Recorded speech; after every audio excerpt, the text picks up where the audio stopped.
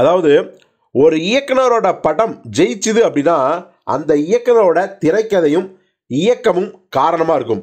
அப்படி அம்சங்களா அட்டகாசமாக திரைக்கதையும் இயக்கமும் அமைஞ்சா ஆட்டோமேட்டிக்காக அந்த படத்தோட மியூசிக் டைரக்டர் அவ்வளவு தரமான சாங்ஸும் அட்டகாசமான பிஜிஎம் போட்டு கொடுத்துருவாங்க. இதற்கு பல கூட்டணி இருக்கு. மணிரத்னம் இளையராஜா, மணிரத்னம் ஏஆர் ரகுமான், கமலஹாசன் இளையராஜா, ஏகப்பட்ட செல்வராகவன், யுவன் சங்கர் ராஜா, கௌதம் மேனன், ஹாரி ஜெயராஜ், நம்ம பா ரஞ்சித், சந்தோஷ் நாராயணன். அந்த வரிசையில் நம்ம வெற்றிமாறன், ஜிவி பிரகாஷ் இந்த கூட்டணி சொல்லலாம். ஏன்னா வெற்றிமாறன் முதல் படமான பொல்லாதவனுக்கு ஜிவி பிரகாஷா மியூசிக் பண்ணாரு. பொல்லாதவன், ஆடுகளம், விசாரணை, அசுரன், அப்படி வெற்றிமாறனுக்குன்னா வேற லெவலில் மியூசிக் பண்ணுறதுல ஜிவி அடிச்சிக்க முடியாது. அப்படிப்பட்ட ஒரு நட்பு நெருக்கம் ரெண்டு பேருக்குமே இருக்குது. ஸோ இப்போ மீண்டும் வாடிவாசல் படத்தில் ரெண்டு பேருமே இணைஞ்சிருக்காங்க.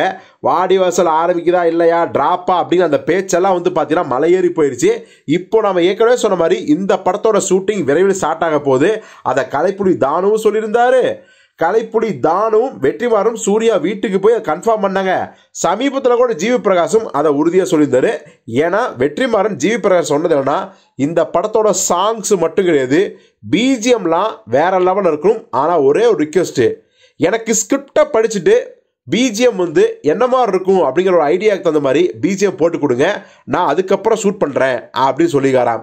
அதாவது மொத்த படத்தையும் ஷூட் பண்ணிட்டு வந்ததுக்கு அப்புறம் தான் நம்ம மியூசிக் டைரக்டர் பிஜிஎம் போடுவார். அதை பார்த்து அந்த விசுவல்ஸை பார்த்து. ஆனால் வெற்றிமாறன் செம யூனிக்காக ஒரு விஷயம் பண்ணிக்காரு. ஸ்கிரிப்டை படிச்சுட்டு ஒவ்வொரு சீனுக்கும் நீங்கள் என்ன மாதிரியான பிஜிஎம் பண்ணுவீங்கிற சாம்பிளை கொடுங்க, அது வந்து எனக்கு விசுவலாக ஷூட் பண்ணுறதுக்கு ரொம்ப ரொம்ப என்ன சொல்கிறது ஈஸியாக இருக்கும் அப்படின்னு சொல்லியிருக்காரா.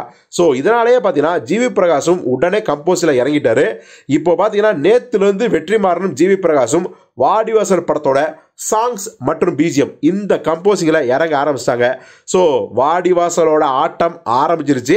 இனி வாடிவாசலை தாண்டின இந்த படத்தை யாராலையும் தடுக்கவே முடியாது. ஸோ சூர்யாவுக்கு இந்த படத்தின் மூலம் மிகப்பெரிய இமாலய வெற்றி இருக்கு அப்படிங்கிறத நம்ம இன்னொரு தடவை உறுதியாக சொல்லிக்கலாம்.